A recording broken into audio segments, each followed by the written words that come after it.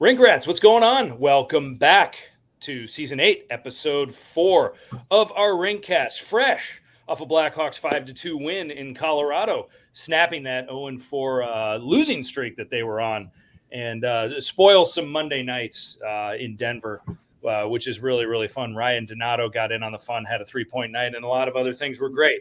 But what a lot of you are probably really curious about, and why we have a guest tonight, is what is going on in Rockford with all those prospects. When are they going to be ready? When are we going to see the fruits of labor from all the great drafting that the Blackhawks have been doing?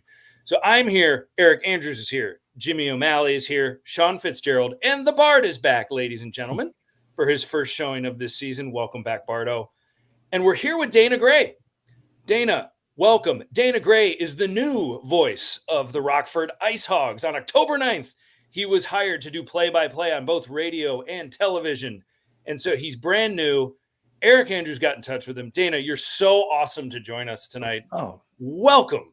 Welcome. Thank you so much. Wow. Thanks for the intro, guys. Great to see you all. And yeah, really happy to be here. It's been a wild few weeks. The pants are still on fire just a little bit, but they're cooling off by the day, and it's been nothing but awesome. And yeah, as you were saying, it's a pretty great situation as far as prospects and affiliation and talent to fall into. So it's been a blast. Oh, that's awesome. And the IceHogs, their last game, October 26th, won.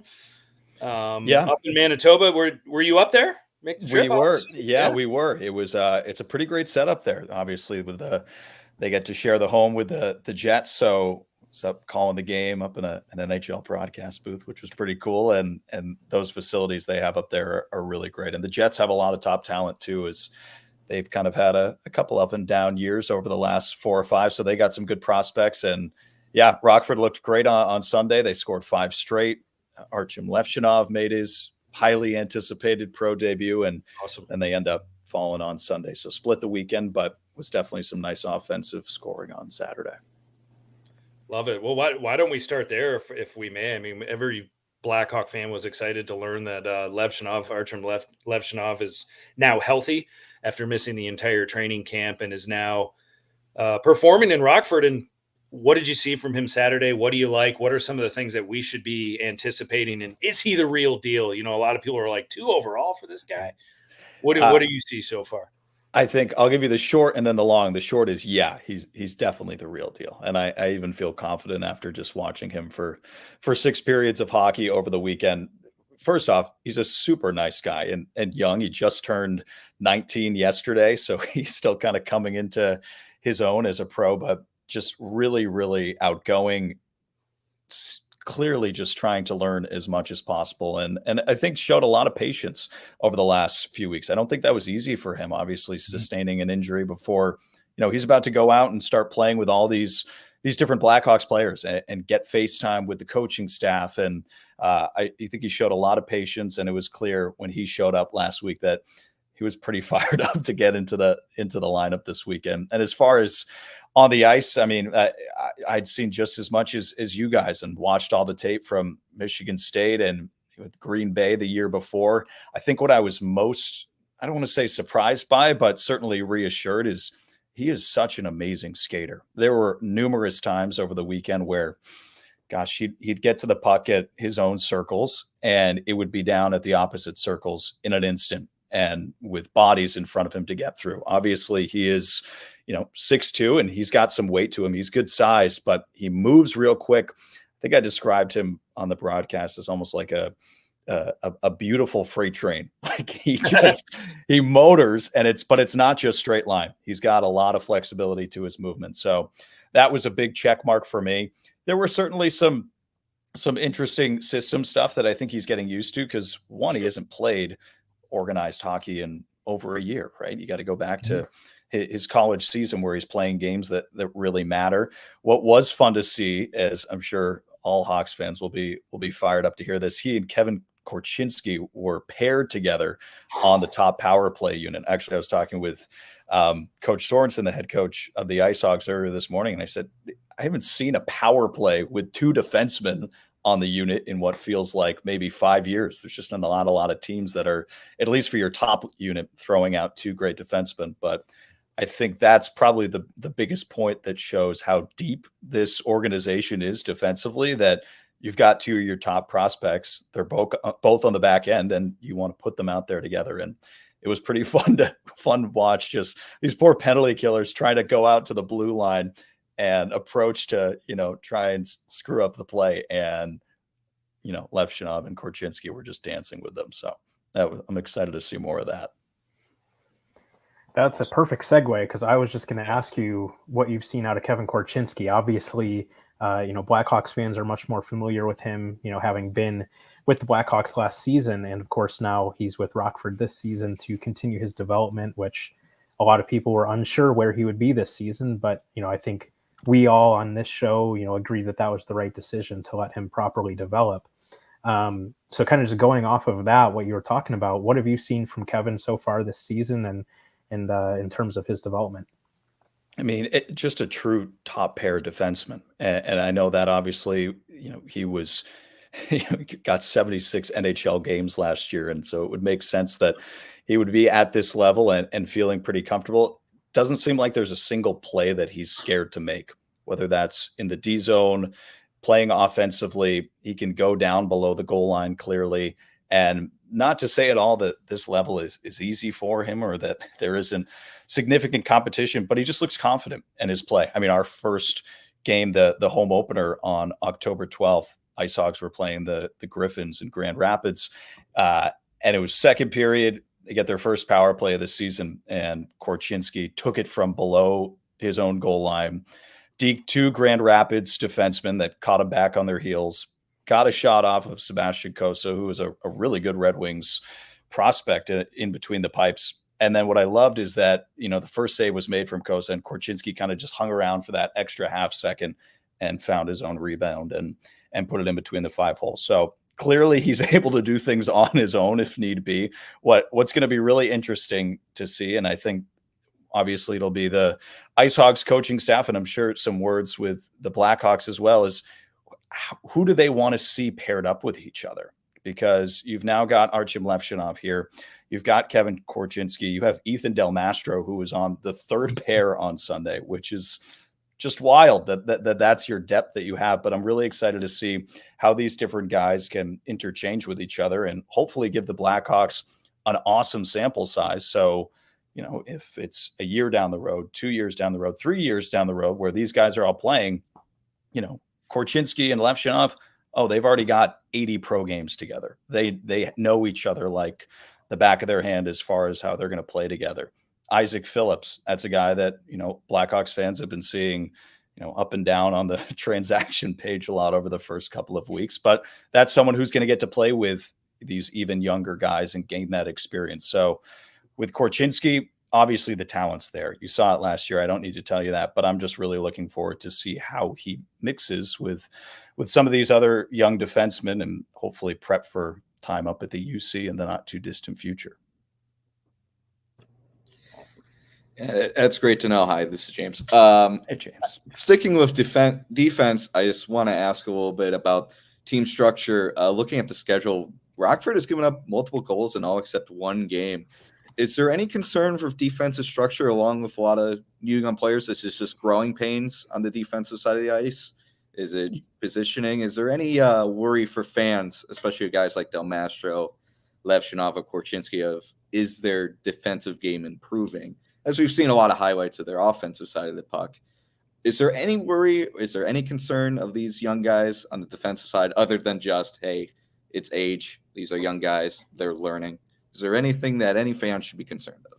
Yeah, I mean, I think the first thing that jumps to my head is no, and that it's early. I run through the 5 games that they've played. The first, they kept Grand Rapids to a goal, and Drew Comesso looked great in between the pipes. And that team, that's actually probably the best 60 minutes that they played out of this season, was that night one where they would have had a lot of reason and a lot of new guys, handful of players making their pro debut to be a little shy. And they certainly were. And they came out and stormed Grand Rapids. They ran into a really good Milwaukee team a couple of weekends ago, and that's going to be a Predators affiliate that they're going to see a lot of this year, and is really balanced with some great Nashville prospects, but they also have maybe a few more seasoned AHL, veterans than this IceHogs team has. And they certainly showed it, especially on that second day against Milwaukee. It's an Admirals offense that's got a lot of talent. But I think most recently of up in Manitoba, I thought the defense looked really solid. I mean, that game on Sunday, they were a shot away from sweeping the Moose, and it was just a couple of shifts back to back for Manitoba on Sunday in the back end of that series where the Moose were able to score a couple of quick ones and caught Rockford off guard. I think when you look at the defensive sides of the game, that's stuff that I try and build with more of a sample size throughout the season to really judge how that defensive piece works. I think it's also been really tough over these past 2 weeks because it's been not a lot of consistent pairing. Isaac Phillips has gone up and down quite a bit. Kevin Fitzgerald, just about 10 days ago, was finally signed to a contract. He was on a PTO when he was named an assistant captain, which should tell you everything that you need to know about him, and also the respect that Rockford has, having seen him so many years with Chicago down the road. So I think a little bit of the inconsistent pairing, and also kind of a tough start to the schedule. Most teams have played, 8-9 games when you look around the league. IceHogs have only played 5 contests and have had to travel a decent amount. So I'll be interested to see how these next couple of weeks go, where we get some more consistent playing, maybe some more consistent pairings. And of course, the Artie party can get a little more comfortable on the back end and see how we go from there. Hey, Dana, thanks for joining us. The question I had was, and I'll put you on the spot a little bit, is when people talk about the prospects, everyone talks about Nazar and Levshinov and Korchinski. Is there a prospect that is sort of flying under the radar that you think is going to be better than people think, relative to expectations right now, but it's someone that you think is going to be better that you're keeping an eye on? Yeah, he's 20 years old. He is a firecracker. He's got a heck of a personality. I think Samuel Savoie is going to be a name to watch for sure. And I don't know how much under the radar he is, because he's certainly got some attention. And I've read the comparisons to an Andrew Shaw. And when I was reading up on the team 3-4 weeks ago, and you hear that, and you think, okay, that's a Blackhawks legend that knows how to play the game, knows how to score, knows how to be physical. And from night one, Savoie scored his first pro goal in his debut. He scored a beauty of a shorthanded breakaway on Sunday. But what's impressed me the most is he's just tenacious. Doesn't matter if it's power play, shorthanded, 5-on-5. Every single shift, he is making sure that in his first few strides, he's making body contact with somebody. You're watching defensemen, second, third, fourth shifts into the game. They're moving the puck a little bit quicker because that line is out there, and they're nervous about Savoie and what he can do. And it's not like he's a big body either. It's not like this frame that's going to, I guess maybe it catches you off guard a little bit, but he's really fast. He's got some really quick strides to get in on the forecheck. And he's made problems already for opposing defensemen. So that's a name that pops up really quickly into my head. It's been fun watching what Ryder Rolston and Marcel have done on the fourth line together. They've been a pretty consistent pairing, and a couple of prospects that sure maybe aren't in the names up with Slager and Nazar, but they put in really good shifts on the fourth line, which is exactly what you want to do as a coaching staff, right? Send out these 3 guys that are going to tire out the opposing defenseman. And there were a handful of times this weekend where they toss out the likes of Marcel and a Ryder Rolston, and then be able to switch out the top line while the puck's still in that offensive zone. I mean, that's your dream as a coaching staff, working from that fourth to first line. So those are a couple of names that I was pleasantly surprised with what I was able to see from them offensively, and a couple of good penalty killers. But yeah, Savoie, big name to watch on the ice, and he's also just seems like an awesome dude that knows exactly his style of play, and he's confident about it at 20 years old. So I certainly admire that. Thanks, Dana, for being here, and good to hear Savoie is healthy, because I remember he suffered that leg injury last year that had a lot of us worried. I was curious to know, you mentioned that the Hogs are kind of a younger team. Is that why the team signed Gary Mayhew today? He was the AHL MVP last season, and he's 31, so he'd be the oldest guy on the team, correct? Yeah. Yeah, it was certainly exciting for me. I mean, that's kind of a household name here in the AHL. Jerry was the league MVP not too long ago. He was with Iowa for a few seasons, putting up a scoring title, and I think he's just someone that's proven.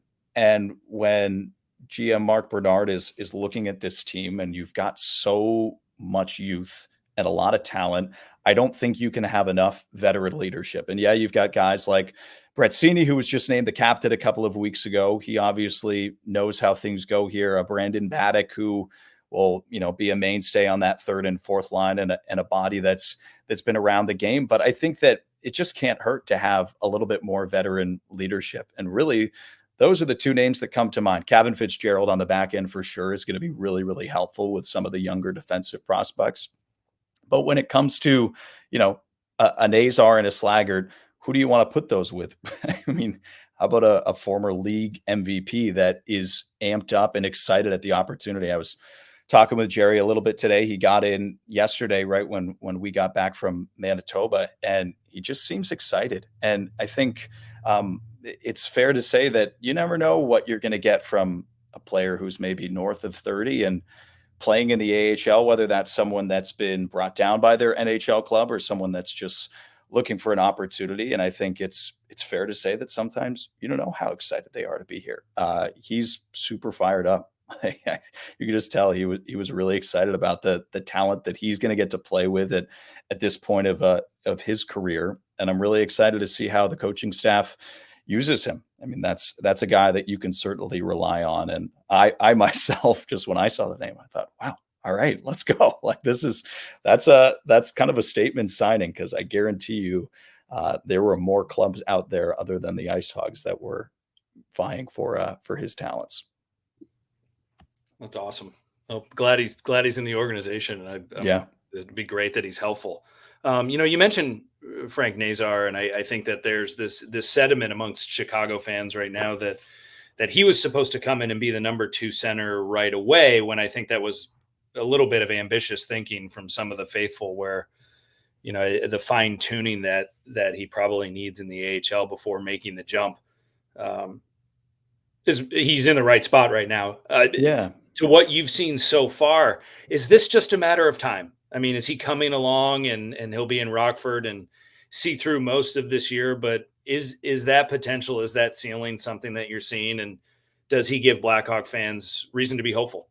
It's certainly reason to be hopeful. And I think it's a sentiment that I think about with him and a few other players, that just speaking, and you guys can probably speak to this even more than I can, at the organization as a whole, they kind of just have this luxury right now, to be patient with this group. I don't think that it's not a win a cup or bust sort of year. Might not even be next year. And they really want to do this right. And that's been so clear from the top down when it comes to this core group, hopefully, of the future. With that being said, could Frank Nazar, play in the NHL tomorrow and probably contribute? Absolutely. I think he's extremely talented. I've been so impressed with his work ethic, especially on the penalty kill. He scored his first AHL goal shorthanded. He and Landon Slaggert, it's been really exciting to see those two guys who were playing against each other for enough games that I think both of them are pretty fired up to be on the same side now.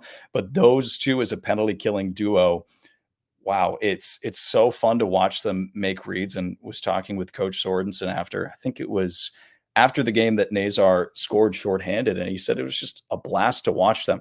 I mean, as a coach, right, with guys that are going to be taking their chances shorthanded, you're always a little bit apprehensive, I would think, or maybe not completely confident in guys making their rushes. But it was just so clear that Frank and both Landon too are really, really smart players for, despite how young they are. They're making the right reads. They know when to go up in the rush. They're building offense together. This has been 5 games, and the chemistry and zone entries that Frank and Landon are building together, is really, really cool. It already seems like they know exactly where, the other's going to be. And they've been playing mostly with Brett Seney, the captain, who's, got some NHL experience. He's a scorer. And that's who the IceHogs coaching staff have decided to pair that duo with. And it's worked out really well so far. So I've been impressed with Frank for a lot of different reasons. I think for the most part, I've been really impressed with his, completeness to his game. I wasn't expecting him to be a force, defensively in the zone, killing off important PK minutes, and he's done just that. So it's been pretty impressive to see. And also just a guy that's clearly wants to learn. There's no ounce of with any of these prospects of, oh, I got to go be with the Hawks. I got to get there. When's my time? When's my time? They understand this process just like we're all talking about it. And I think since there is this group of guys that are doing it together, that they've known each other, been in camps with each other for a few seasons now, I think it's fun for them. I really do. I don't think that's just, not to use a pun, but hogwash. It really, they're excited to be at this level together and build through the ranks. That's really good to hear. Another name that you mentioned earlier tonight, Dana, that I think a lot of Hawks fans obviously know about him, but kind of overlook not only what he's doing now, but also the role that he will have with the Blackhawks down the road, just because there are so many of these forwards and defensemen that are exciting with the IceHogs, is Drew Commesso. And, obviously he's now, kind of getting into being a seasoned player in the AHL. Last year was his rookie year, and in his second full season with the IceHogs now. But, that's a guy that could play a huge part of any success the Blackhawks have down the road. So, what have you seen from Drew in terms of, his development? Obviously, goalies take a little bit longer. So, what are you seeing in terms of how he is developing into his pro playing style? Yeah, well, what comes to mind first is opening night. He went out and played like it was his 25th start of the season against Grand Rapids. He held them to one goal, and it was really a goal in garbage time, and it had the feeling from really the puck drop that this was his game. And once Rockford got out in front, those are feelings that you get with certain goalies on certain nights that, man, I might not have to worry about this one if you can just get one or two. So that was a great feeling off the top. I was really excited to see, this past weekend, we're about to head to Manitoba, and, Drew got the call up to back up both nights against, that was down in Dallas, obviously. I was curious to see if he was going to get that NHL debut, and it will certainly come at some point here in the near future. It seems like a matter of time, but I was excited for him because that shows, just a little bit of confidence from the organization that, while yes, he is 22 years old and certainly has some developing, and this is, I think, the big season, right? That hopefully we get a really good sample size from him and get to see him in a bunch of games, get him into a pro schedule. But as far as what I've seen in the short time these past couple of weeks through his two starts, he's just looked really confident, and, not a lot of holes to his game. The goals that have gone in have not been bad goals. They've been goals that, maybe you talk with your goalie coach and you just say, I mean, you're getting that 90 times out of 100. It's the one that's leaking under your arm. It's the one that you're screened in front and there's not a lot you can do on the penalty kill. He's made every single save that I thought that he should have, and also falls under that category of what I was just saying about a lot of the top forward prospects and top defensive prospects, that I think he understands there's no rush, that you're playing at a really, really great level. And that's another piece that I'll take the opportunity to bring up here is, having it. It's so cool to see how much this organization, as in the Hawks as a whole, values the AHL, values Rockford. That isn't the baseline across this league. I mean, you don't have to look too far in the state to see how important it is to have a relationship that's successful and where you feel confident putting your prospects. And so that is an overarching theme. It really excited me, frankly, when, I got to join here a few weeks ago, is that this is it's kind of just a well-oiled machine of, moving the prospects from tier to tier. Maybe you get a guy up for a few games, you bring him back, and it's all just with the total understanding from Rockford and Chicago, that this is the process that's hopefully going to lead to another dynasty here down the road. Yeah, Dana, we've talked a lot about expectations. Now, I want to talk more about Rockford's expectations this season. They made the playoffs the last 2 years, admittedly pretty early exits, and they bring in Mayhew. Is it safe to say this team, this Rockford team, expects to make a long playoff push?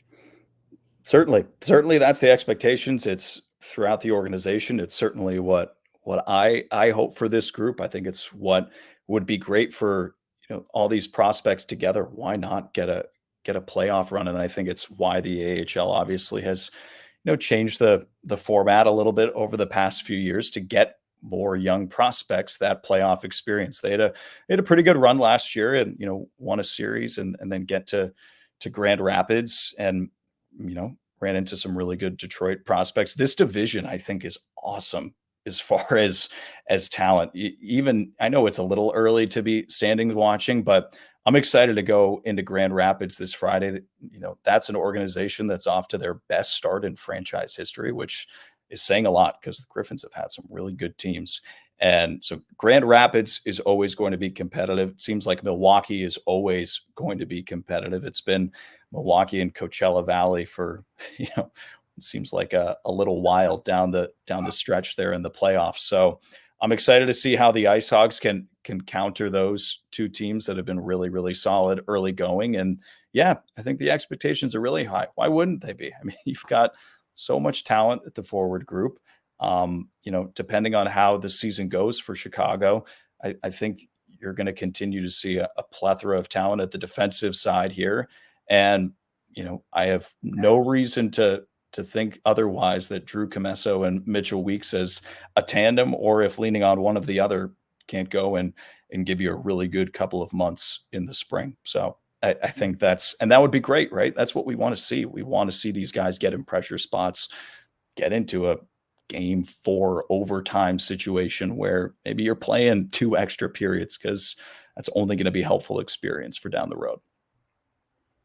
There's one question about Gavin Hayes. We've been talking about him quite a bit. He was a big-time goal scorer on the junior level. Pretty much almost every level that he's been on, he's been able to score. Sometimes that doesn't translate as they get into higher levels, AHL than the NHL. Yeah. Do you anticipate his goal scoring touch continuing, or is he just kind of like he could do that on certain levels, but now he's going to have to sort of evolve into more of a middle 6, bottom 6 type of forward?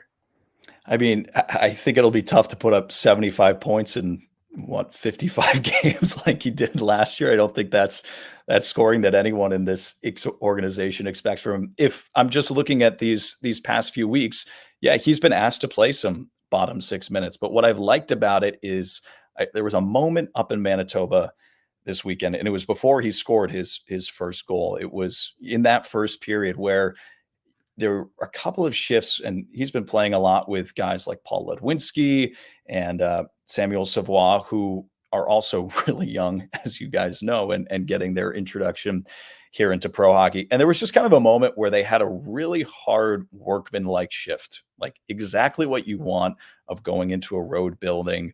They kept it below the goal line and cycled it for a good 30, 40 seconds. And it was not the highlight that I'd seen on tape of, Hayes over these past couple of seasons, as he's, really built into a great prospect. And then it leads into his first goal, which was about the dirtiest professional goal that you could ever score. And we were joking about it after that. I said, is that how you dreamt it up? And he was just happy. He was so happy to get that first one. And you could see that the confidence was building over the weekend after that first one came. So I still look at him as a really, really talented goal scorer, and someone that's going to be able to score in a lot of different ways, and someone that I think is going to get looks with, those guys like a Nazar and a Slaggert here as the season rolls on. There is a embarrassment of riches at the forward position of guys between the age of 20 and 22. And how they rotate them in and get their looks and make sure that everyone's getting their ice time will certainly be interesting and is not an easy task. That doesn't mean that I don't think and have the full confidence that it will be done.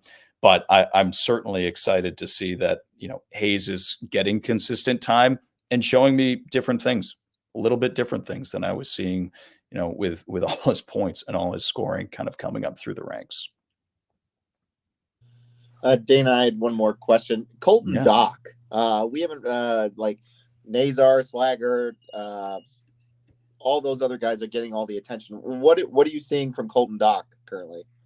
Yeah, I'm seeing he's a lot bigger body than I think I knew coming in, and far more physical than I really view him as this power forward. And maybe I'm late to the party here with that. I know obviously that family knows how to churn them out, but I think I'm seeing more of a seasoned pro that I kind of see in that middle section almost with a Brett Seeney as someone that knows the ropes a bit more and that you can throw out on a line with some of these 20, 21-year-olds. And he's going to be responsible defensively. He's going to be taking the body while also providing a great scoring touch. I think back to the first game of the season, it was such a great play. It was one of the best that I've seen so far this season. And Grand Rapids was flying the zone. It seemed like everyone was already basically at the red line, kind of getting ready for the play to, gesture towards the Rockford end. And he just chucked his body at a clear attempt, basically, that was not intended for anybody. It was just let's get the heck out of Dodge. And he basically threw his body into it, found the puck in his jersey, dropped it down, and basically all in one motion went far side and scored with Grand Rapids, basically thinking that they had cleared the zone. So that was a pretty cool play and was a good introduction for me to what kind of player that he can be, as someone that's never going to give up on a play. He's going to do his job down low in the corners. And, I think he was joking even a couple of days ago that he's put on some good muscle and some really good size over the summer. And I'm excited to see, him as that power forward, more of a straight line player when you've got the likes of Nazar and Slaggert and Hayes that are maybe going to take more of the serpentine route through the neutral zone. Doc is a straight line guy and certainly someone that I'm happy to have in that mix. That's awesome. Yeah, it's always good hearing about those secondary guys that we don't always think about. As we wrap things up here with you, Dana, is there anything that we have not discussed yet, that you think is important for Blackhawks fans to know about the IceHogs? And then with that, if you want to share where Hawks fans and IceHogs fans can not only hear your work, but also see the team's games. Yeah, absolutely. IceHogs.com is the best place for it all. And I made the drive. I've done it a few times here. It's not that far away, guys. It's really not. Maybe an hour 15, hour 20 if you hit it at the right time. And the BMO Center, obviously, and a lot of this has to do with the Hawks ownership. They've done an awesome job with it. They just put in, new seats this year. The video board looks amazing, and it's a very, very nice American Hockey League rink. So I can't suggest it enough for fans that want to go see these prospects in person.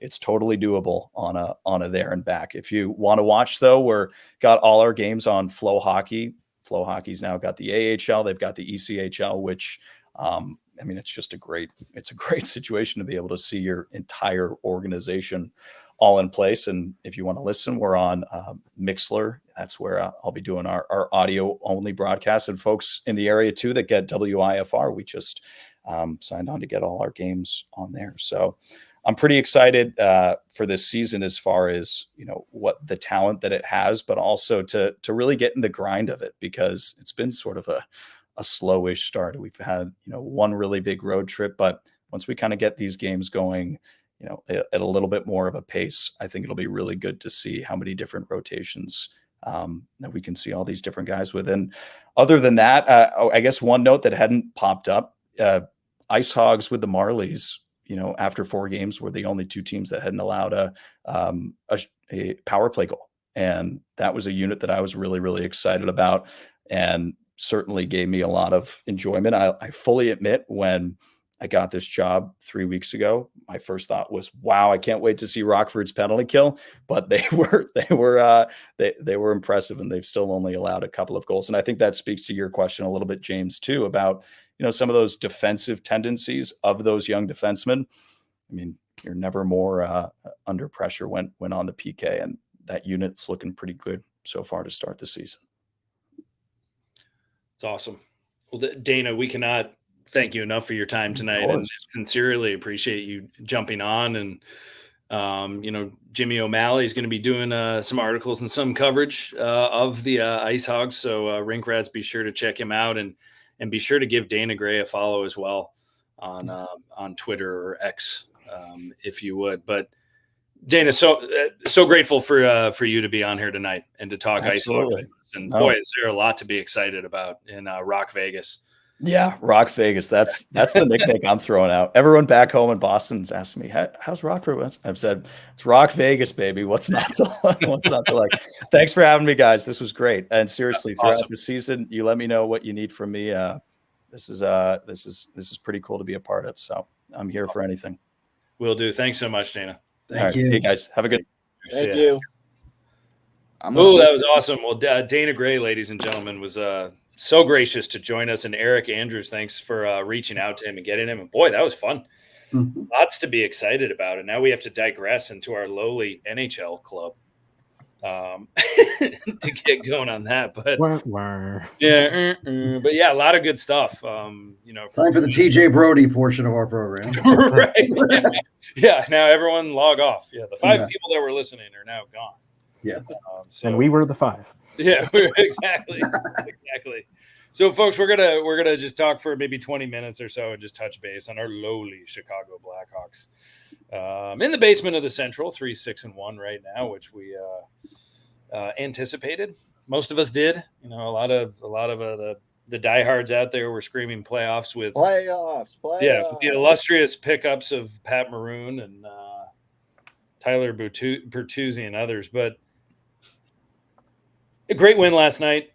Fine. You caught, obviously the Avalanche were home for the weekend. And so, they were probably staying up too late, watching TV, catching up with their families. So kind of went slumbering into a Monday night game. And the Blackhawks, as the Colorado broadcaster was saying late last night, they outskated them, which was kind of cool. Anyway, the Hawks kind of are what they are. I want to give Bardo the floor because we just haven't had enough Bard lately with his new gig and everything. Bard, Are you happy with this? Are you melancholy? Are you just kind of, it is what it is, and this is what we're going to see all year type deal?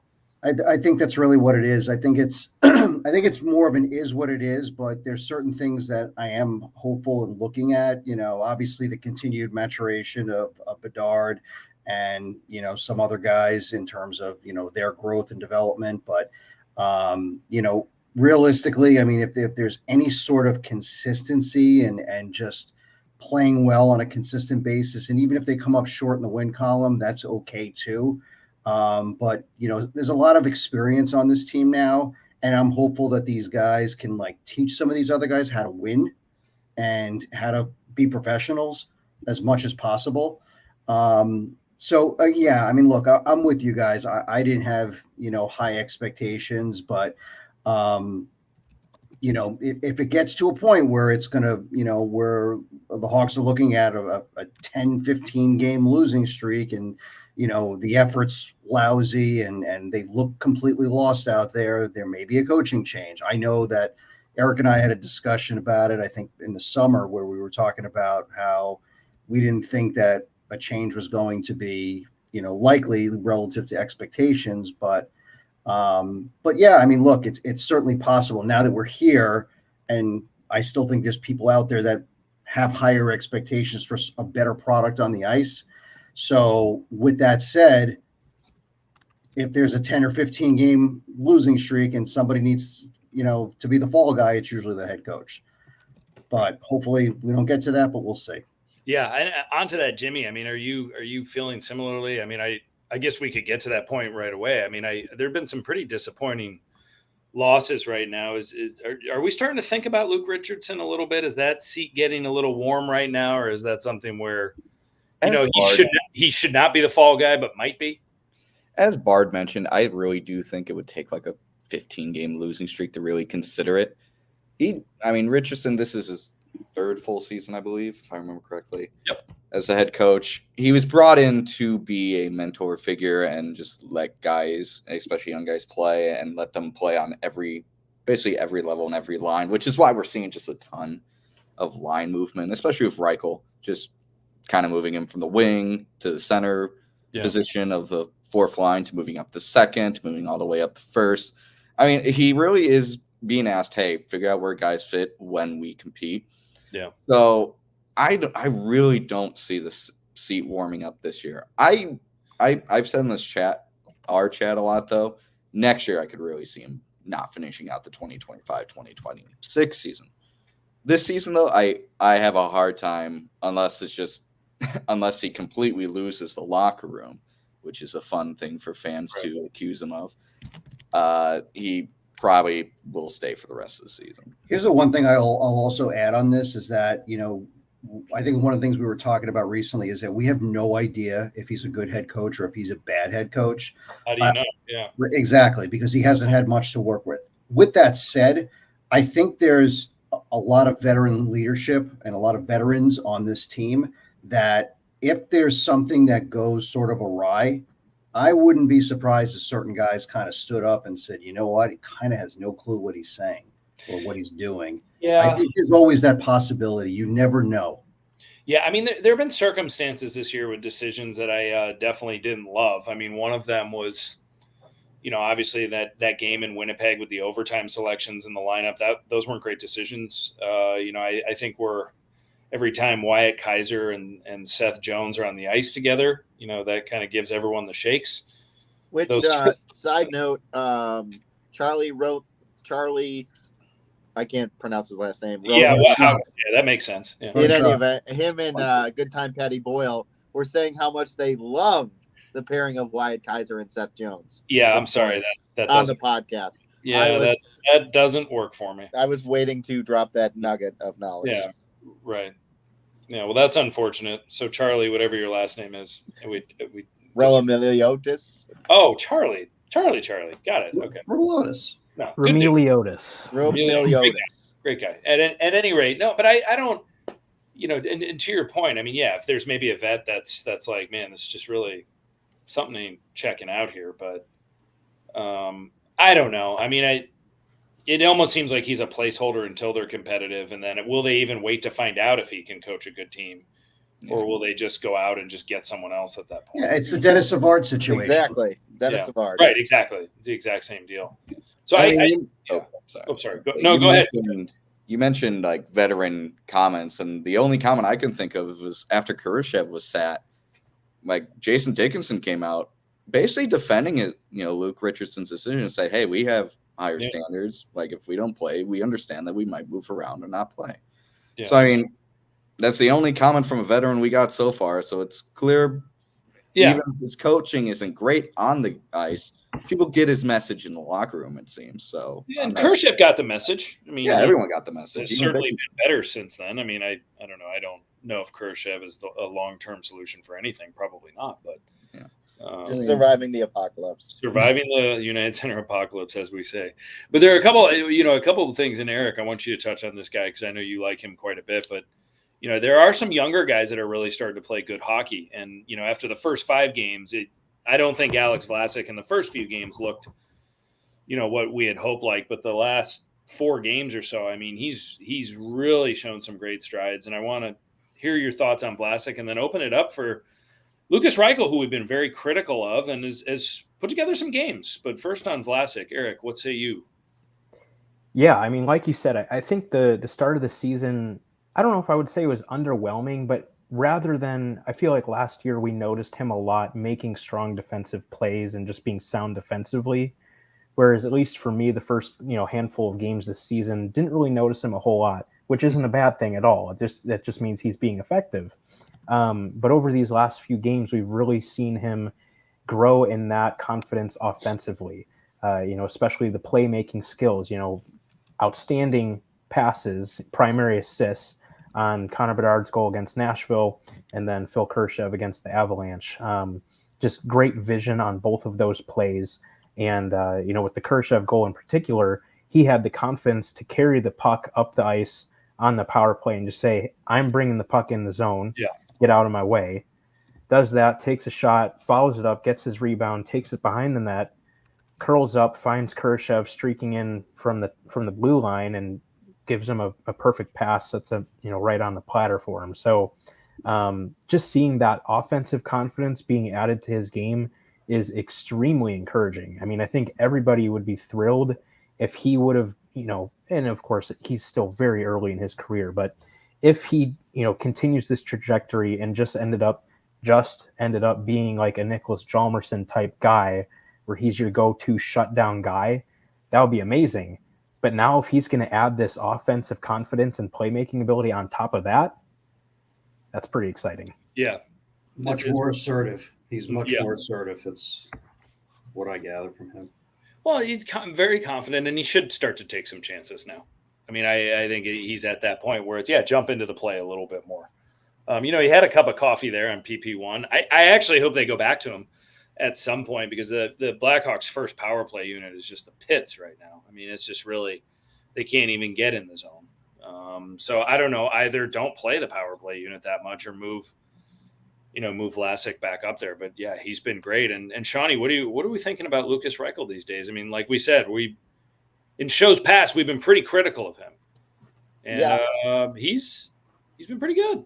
Yeah, he's kind of answered the bell a little bit. I think sitting to start the year, like the healthy scratch, may have lit a little bit of a fire under him. He's had some really good chemistry with Craig Smith, which is kind of, It's a weird thing to hear. It Leading is. goal scorer for the Hawks. Leading goal scorer for the Hawks. I know him and Ryan Donato's got 5. Yeah. Ryan Donato has 5 too. Oh. But in any event, he's been responsible defensively, which is what he wasn't in the past. It was just rink turn, no responsibility on the defensive end. He's been responsible. He's been driving the play. So I'm cautiously optimistic about how he's been playing lately. I hope to see more of it, because obviously we know that he's been good in short sample size before, but I'm cautiously optimistic on him. Yeah, I like that take. I mean, the jury's still kind of out, on Reichel. I mean, he's had 4 or 5 good games. But Ben Pope's article the other day talked about how he's simplifying his approach. And I think the one quote was, he went into last year's game being like, I got to score goals. And now he's going into games saying, I have to do 3 things right tonight. I need to, don't turn the puck over in between the tops of the circles and the blue line. Look at the pressure he was under last year. It's like it was Bedard and him. Everybody was talking about Bedard and Reichel as the future. Yeah. So kind of embracing the underdog role almost at this stage right now. Yeah. Yeah. I mean, we'll see. He won a key face-off last night and, got a good break. His shot ripped right off his behind and in the net for his first goal of the season. That's I guess that's a good way to do it. But yeah, simplifying his game in the little things. I want to go to Jimmy, and then I want to go to Bart on this next point. We talked briefly when Dana was on the show about the sentiment that Frank Nazar was supposed to be the number 2 center this year. And a lot of, you've been reading that a lot lately. And some people I think are almost in a unwise post-mortem way saying, well, the Hawks don't have a number 2 center because I was supposed to be Nazar this year. And I don't know we certainly did not feel that way going into training camp. I mean, Ben Pope is the one driving that narrative. But that's crap. I mean, I'm sorry, that's crap. I don't think that no one was expecting that from the kid. And then the people that were, you shouldn't have been. But at any rate, so now there's this gaping hole as the Hawks don't have a number 2 center. And sure, that's true of, 17 clubs in the NHL right now. But Jimmy, there are these rumors saying, the Hawks are really actively seeking this out. Do you believe that? Do you buy it? Is it a possibility? Who's out there? I mean, I think where there's smoke, there's fire. Although it's how I react whenever I hear news reports of Cleveland Browns are fielding calls for Myles Garrett when the calls are, hey, we want Myles Garrett. No, right. Hang up. Yeah. So if there's a young center that we could realistically see on this team for the next 5 years and continue to grow and be part of this team as it goes from, basement dweller to contender, I'd love to find him. Yeah. But I don't know who that is. I've heard names thrown out, the biggest one being Trevor Zegras, but it's all complete speculation. And yeah, again, it's just going back to Nazar. It's yes, we do kind of expect this guy to be our number 2 center when we compete, when he's ready. He had 3 games last year. Let him have first line minutes in Rockford. Let him figure it out. And that gives Chicago the opportunity to see if Kurashev can be a center, not second line center, but just be a center because he's been a forward for most of his career. See if he can expand his game. So there's smoke, there's fire. Maybe they're just testing the waters, but I doubt they're going to get anything substantial. Yeah. The goal is always to be patient with Nazar. I think everyone expects him to kind of be the number 2 center behind Bedard when he's ready. And in the meantime, maybe Kurashev can develop his center game. Maybe if he can become a decent center, he'll become a third line center, and that's always good to have. But other than that, it's just that's kind of how it seems to me. Yeah, I think you're right. Bart, are you catching a similar frisbee? I mean, look, I think conversations are happening all the time, amongst organizations. They're always kicking the tires. And, if hey, so-and-so's contract's going to be up. If you're thinking about trading him, give us a call. We might be in the market for a number 2. I mean, those conversations happen among, league executives, agents. I mean, it happens all the time. So, I'm sure the Hawks are being proactive and kicking the tires and looking at their roster and seeing like, hey, there may be an opportunity here. I don't know if there's one particular person that they're looking at. Maybe there's multiple, but maybe they're just trying to, fish around.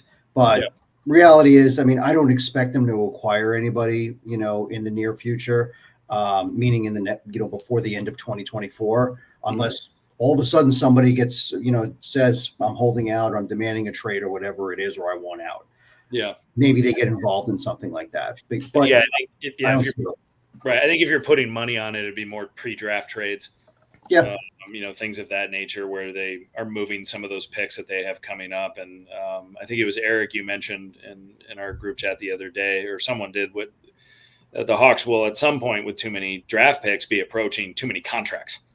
Yeah, and you could see something potentially happening at the deadline too. I mean, if a guy is going to be an RFA or if a guy is going to be a UFA, and then the Hawks think they can, trade a second-round pick and acquire, somebody who could potentially be, signed to an extension, that's possible too.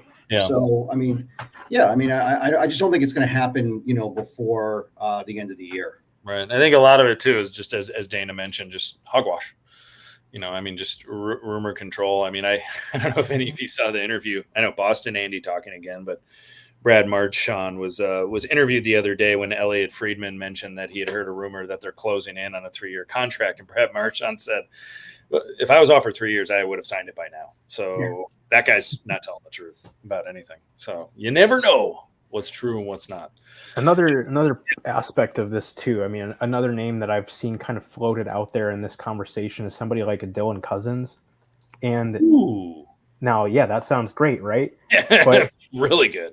Here's the thing that Blackhawks fans are very conveniently forgetting is that in order to acquire Dylan Cousins, the Buffalo Sabres have to trade away Dylan Cousins. Right. He's good. Yeah. And they're kind of rebuilding. Yeah. Why would you do that? They're in a perpetual state of rebuilding. Yeah, but why on earth would you trade Dylan Cousins right now if you're Buffalo? Right. That's true. I agree with you. But what NHL team is going to say, hey, we've got a 22-year-old second-line center. We don't really want him. It's okay. Yeah. Everybody wants. That's what everybody wants. Yeah, Jimmy, you were about to jump in. What do you? Yeah, it was just you hear names like that, and I always go with this. It's just everyone wants a trade, and till the trade happens, and you understand how much you have to pay for a guy like Cousins. People would see what we gave up and immediately flip, like they'd lose it. Oh yeah. I mean, you'd have to give up like an Omo, Rinzel, maybe even float out Nazar. I'm not even kidding. To get a guy like Cousins. I mean, Dylan Cousins, he scored 30 goals 2 years ago. Yeah. As a center. You would have to really wow them to get someone. I mean, I think people in 10 games right now, Dylan Cousins has not scored a goal. So that's probably why his name is like, oh, they're going to give up on him. They're going to throw in the towel, which they won't. Hey. Well, another name I'll throw out there who's not a center, but who I think has been talked about a little bit in these parts is Capo Caco. Not a fan of his. I'm not a fan of his. I think he stinks, but he's back, everybody. I can't stand him. but he's going to ask for a shit ton of money supposedly. So it's like they're going to probably get rid of him. They just extended Lafreniere. What's his name? Igor is going to want $1.001 billion. So he's going to price himself out, but they're going to re-sign him. But yeah, I mean, Capo Caco is probably going to be traded, and I mean, for what it's worth, Keandre Miller is in his RFA year, and he's having a terrible season. And are they going to extend him or not? So there's going to be names out there pretty soon. So not like the Hawks are going to go after Miller, but maybe Caco. Who knows? Yeah, and you think Caco has been caca? You don't think? I mean, you're not feeling that, to quote Sean. Maybe watch him. He stinks. He's maybe, not good. Maybe 1 year after Sean said that. Yeah, Is it the anniversary of it? Well, no, I mean, are the Rangers? Are they approaching cap hell? I thought the cap was going up. Everyone's the cap is going up, but I mean, they keep paying these guys. I mean, So, yeah, I mean, I'm going to throw something out. It's not even a prediction. It's just hey, this is more likely than what fans think. Mm-hmm. You got guys like who are these guys? You got guys like Marner and Rantanen coming up in the free agency class next year.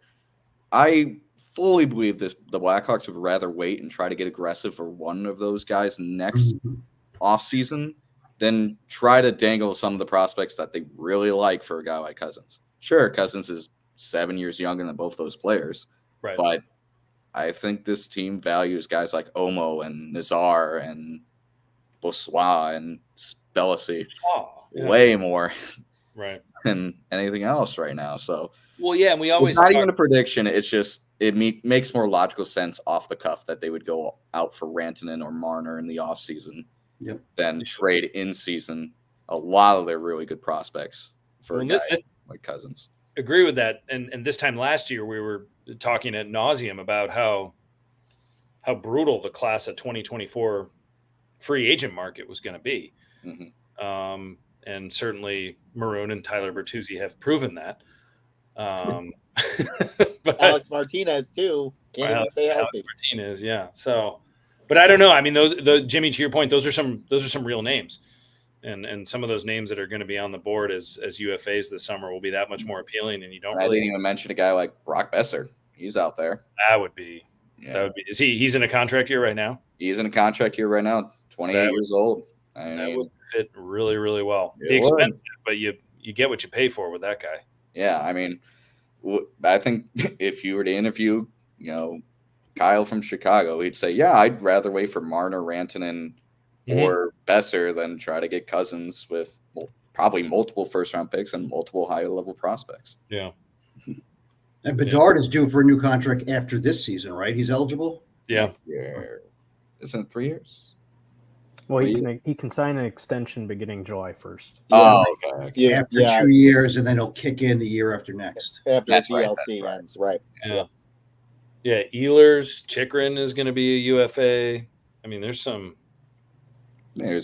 decent names out there. Kuzmenko ain't half bad.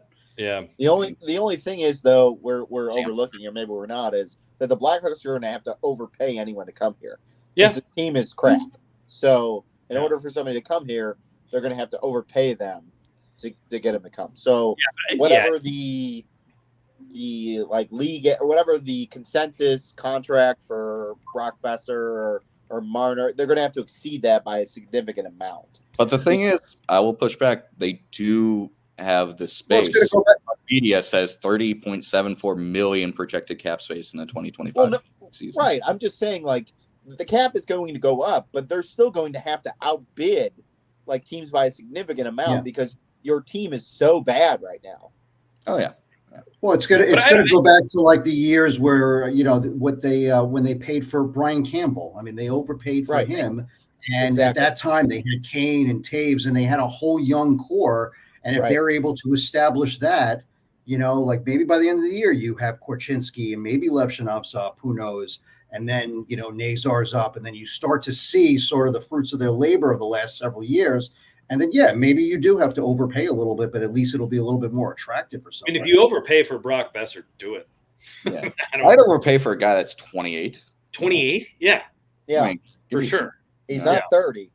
No, I mean, we're not. Marner's 28, Ranston's 29, Brett Besser's 28. I mean, yeah, I'd overpay for these guys because then, sure, you overpay for them objectively, but then you don't have to overpay for that third line guy that puts you over the top in 2027.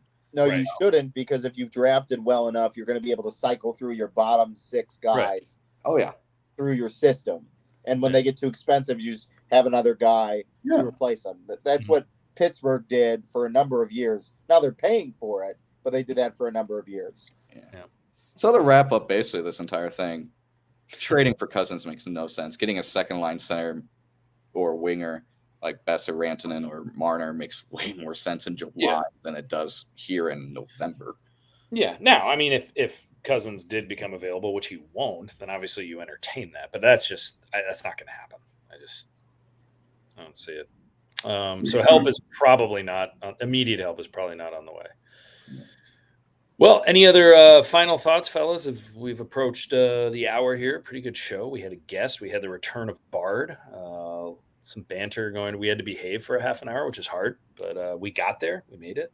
Yeah, I had to pinch myself a couple times to keep. Look myself for another pending Eric's approval. Hopefully, another CHSN update and kind of analysis on that. I've been all over that. So Yeah, you good with that, Eric? I'll let it slide. He approves. I'll send you like a Matt Tompkins card. We'll call it even. Now we're talking. I mean, yeah, I guess another thing, I mean, I complained about this a couple episodes ago. We're finally getting scoring from that side of the top line. Donato has 5. Yep. Paul has 2. Bertuzzi has 2. Mikheyev finally got a goal yesterday. Sure, it was empty net, but a goal. Yeah, but you nonetheless. needed it. You He needed needed it. it. You just sometimes you just needed to go back in that. So Yeah. it's No, I mean, nice to it's nice Go to ahead, I'm see some scoring outside of that top line. Yeah, if they're gonna compete in any games this year, it can't just. I mean, the recipe for when you play the Chicago Blackhawks right now is whatever line 98 is on, shut that line down and let everybody else beat you. Mhm. And most of the time, they won't be able to do that. But as we saw in Colorado, that was good. Jimmy, to your point, we need some secondary help. We need the plumbers. I was very pleasantly surprised. I stopped watching the game last night after the Khrushchev goal, and I was very pleasantly surprised that when I woke up at like 2 a.m. and checked the score, saw the win, then checked the box score, and I was like, oh, that's how we beat them. Okay, Yeah, all right. yeah. Well, that was great. But again, we go back to Richardson and the healthy scratches. Donato, that's another guy. Yeah, he was healthy scratch. He was in a suit and tie for the home opener, being introduced on the bench, and boy, did he look unhappy about that. And he's played some really good hockey. I mean, he's leading the team in goals. What are you going to do? Mm-hmm. So cool. Well, we'll probably be back next week, folks, and to talk more Hawks. You know, they're Halloween night. They're in San Jose. Unfortunately, the last time they'll play San Jose this year, which is really too bad. Be great. Maybe San Jose will get their first win that night, or maybe the Hawks will have a good chance to get it done. But thanks for joining us tonight. Thank you for being here for Dana Gray. Eric, thanks so much for getting him here. Hopefully we can get him back later in the year. It'd be great if we get He's him open back. to it. So He's down to come back. Yep, and for all of you that are going to be following the Rockford IceHogs, check out the Rink content from Jimmy O'Malley. He's going to be putting some good stuff together, some good content with prospects. And our write-ups, our post-game write-ups have been good, and always the pod is the place to be. So, well, cool. Well, go Hawks. Have a good night, everybody. On behalf of Shawnee, the Bard, Jimmy, Eric, and me, take care and have a good one. Go Hawks.